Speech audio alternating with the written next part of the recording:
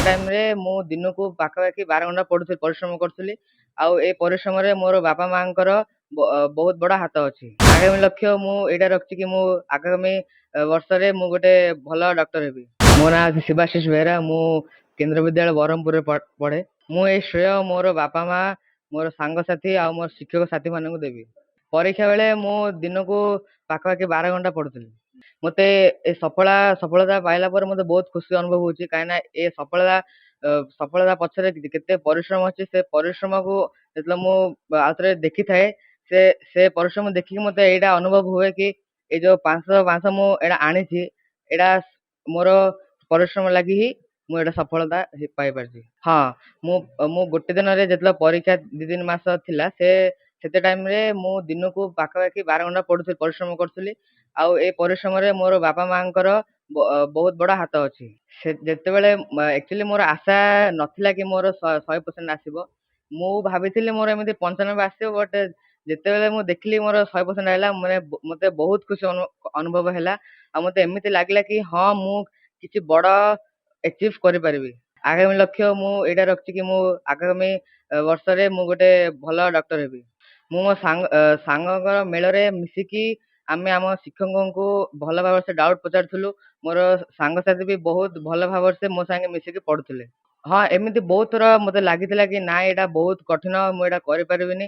କିନ୍ତୁ ଯେତେବେଳେ ମୁଁ ଏଇଟା ଜାଣିପାରିଲି କି ମୁଁ ଏଇଟା ଆଣିଛି 500, ମତେ ନିଜେ ଅନୁଭବ ହେଲା କି ନା ମୁଁ ଯଦି ସଠିକ ପରିଶ୍ରମ କରିବି, କିମ୍ବା ଆଉ କୋଉ ବି ପିଲା ଯଦି ସଠିକ ପରିଶ୍ରମ କରିବ, ତାହେଲେ ସିଏ ଯୋଉ କାମ ଯିଏ ଭାବୁଛି ସେ କରିପାରିବନି, ସେ କାମରୁ ବି ଆହୁରି ବେଷ୍ଟ କାମ ସେ ଆଚିଭ୍ କରିପାରିବ, ବେଷ୍ଟ ଜିନିଷ ଆଚିଭ୍ କରିପାରିବ। ମୋର ଏଇଟା ମାନିବାର ଅଛି କି ଆପଣ ଘଣ୍ଟାକୁ ଦେଖି ପରିଶ୍ରମ କେବେ କରିବା କଥା ନାହିଁ। ଆପଣ ସବୁବେଳେ ରାତିକୁ ଶୋଇଲା ପୂର୍ବରୁ ଏମିତି ଲେଖିବା କଥା କି ମୋର କାଲି ଏଇଟା ପଢିବାର ଅଛି, ଏଇଟା ପଢିବାର ଅଛି।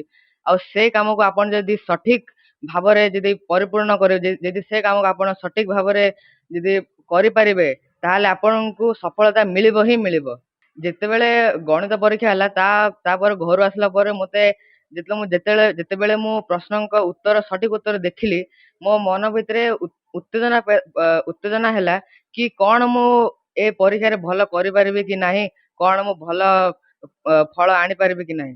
ବାପା ମାଙ୍କ ଗାଇଡଲାଇନରେ ଆଉ ଶିକ୍ଷକଙ୍କ ଆଶୀର୍ବାଦରେ ଆଉ ମୋ ସାଙ୍ଗସାଥି ମାନଙ୍କ ମେଳରେ ତାଙ୍କର ଯୋଉ ମେଳରେ ରହିକି ମୁଁ ଯେତିକି ପରିଶ୍ରମ କରିଲି, ଓରା ସବୁ ଲାଗି ହିଁ ଆଜି ମୁଁ ଏ ସଫଳତା ପାଇପାରିଲି, ଆଉ ଏତେ ଭଲ ପରସେଣ୍ଟେଜ ଆଣିପାରିଲି। ସେମାନଙ୍କୁ ବି ମୁଁ ଏଇଟା ଟିପ୍ ଦେବି କି ଆପଣ ଏଇ ଯୋଉ ବର୍ଷଟା ଆପଣଙ୍କ ପାଇଁ ବହୁତ କଠିନ ହବ। ଆଉ ଆପଣ କେବେ ବି ହାର ମାନିବେନି, ଆପଣ ସବୁବେଳେ କଠିନ ପରିଶ୍ରମ କରିବେ। ଆଉ ଏ କଠିନ ପରିଶ୍ରମଠୁ ହିଁ ଆପଣଙ୍କୁ ସଫଳତା ମିଳିବ। ଆଉ ମୁଁ ଏଇଟା ବି କହିବି କି ମୁଁ ବହୁତ ସାରା ପିଲାଙ୍କୁ ଦେଖିଛି ଯେ ମାନେ ପଢି ବହୁତ ମାନେ ବହୁତ ଖରାପ ଅବସ୍ଥାରେ ପଳାନ୍ତି। ବଟ୍ ମୁଁ ଏଇଟା ବି କହିବି କି ଆପଣ ସଠିକ ପରିଶ୍ରମ କରିକି ଟିକେ ଦିନଚର୍ଯ୍ୟାରେ ଗୋଟେ ଟିକେ ଟାଇମ ରଖିବେ, ସେ ଟାଇମରେ ଆପଣ ଟିକେ ରିଲାକ୍ସ ବି ହେବାକୁ ଯୋଗ୍ୟ ରହିବେ। ବହୁତ ଖୁସି ଅନୁଭବ କରୁଛି। ନାଇଁ, ମୁଁ ଭାବୁଥିଲି ଯେ ସେ 95 ଏଭୋ ରଖିବ, କିନ୍ତୁ ମାନେ ଇମାଜିନ ବାହାରେ ସେ 500ରୁ 500 ରଖି। ଗାଇଡଲାଇନ କହିଲେ ତାର ସେଲ୍ଫ ଷ୍ଟଡି ସେ କରେ, ଆଉ ଘରେ ଖାଲି କେମିତି ଟିକେ ପଢାପଢି କରିବ, ଏମିତି ଟିକେ ଦେଖାଶୁଣା କରେ। ମୁଁ ଆଉ କୋର୍ସ କେତିକି ସରିଲା, କଣ ଏଇଟା କମ୍ପ୍ଲିଟ ହେଇଛି କି ସେଇଟା କମ୍ପ୍ଲିଟ ହେଇଛି କି, କୋଶ୍ଚିନ୍ ପ୍ରାକ୍ଟିସ କଲା ବେଳକୁ ମୁଁ ଟିକେ ଧ୍ୟାନ ଦିଏ। ଆଉ ଏ ସେଟ୍ କେତେଟା କରେ, ଏମିତି ଆଉ। ସେଲ୍ଫ ଷ୍ଟଡି ସମୟରେ ପ୍ରାୟ ରୁହେନି, ସେ କରେ, କିନ୍ତୁ ମୁଁ ଘର କାମ ଭିତରେ ବି ତାକୁ ଅନୁଧ୍ୟାନ କରେ ଯେ ସେ ପଢୁଛି ନା କଣ କରୁଛି, ସେଟା ପ୍ରାୟ ଚେକ୍ କରେ।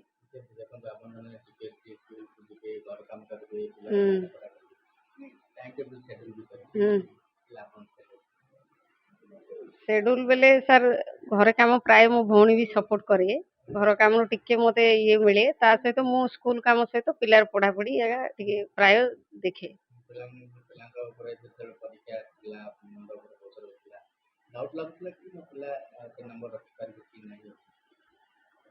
ମାନେ ଡାଉଟ୍ ଥିଲା ହିଁ, ସେ ତାର ହ୍ୟାଣ୍ଡ ରାଇଟିଂ ଉପରେ କେତିକି କନଫିଡେନ୍ସ ସେ ଲେଖା ଲେଖି କରିବ, କେମିତି ପେପର ଭ୍ୟାଲୁଏସନ ହବ, ସେଇ ହିସାବରେ ମୁଁ ଟିକେ କନଫିଡେନ୍ସ କମ ଥିଲା କିନ୍ତୁ ସେ ପରୀକ୍ଷା ସରିଲା ପରେ ସେ କହୁଥିଲା ଯେ ମାମା ମୁଁ ପ୍ରାୟ ସବୁ ଲେଖିଛି ଆଉ ଠିକ ଠାକ ମାର୍କ ଆସିବ ବୋଲି ମାନେ କନଫର୍ମ ଥିଲି। ହୁଁ ହୁଁ ନାଇଁ, ବହୁତ ମତେ ଖୁସି ଲାଗୁଛି। ମୁଁ ମାନେ ଆଶା କରିନଥିଲି ସେ ରଖିବ ବୋଲି, ବହୁତ ଖୁସି।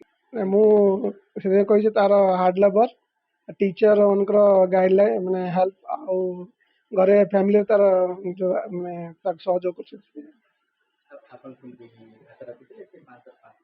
भल कर जानी 100 जानी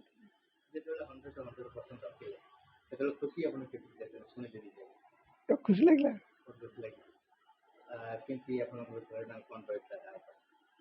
कौन कहले ମୁଁ ତ ବେଶୀ ଟାଇମ୍ ଦେଇପାରେନି ଆକ୍ଚୁଆଲି ମୁଁ ବାହାରେ ସବୁବେଳେ ତା ମା ଆଉ ତା ବଡ଼ ମାଇଁ ତାକୁ ସପୋର୍ଟ କରନ୍ତି ଆକ୍ଚୁଆଲି ବାକି ମୁଁ ଖାଲି ଜଷ୍ଟ ହେଲ୍ପ କରେ ଖାଲି ଯାହା ଚାକିରି କରୁଛି ବାହାରେ ସେତିକି ହେଲ୍ପ କରେ ତା ଉପରେ ଡିପେଣ୍ଡ ସେ ଯାହା କରେ ତା ଫ୍ରି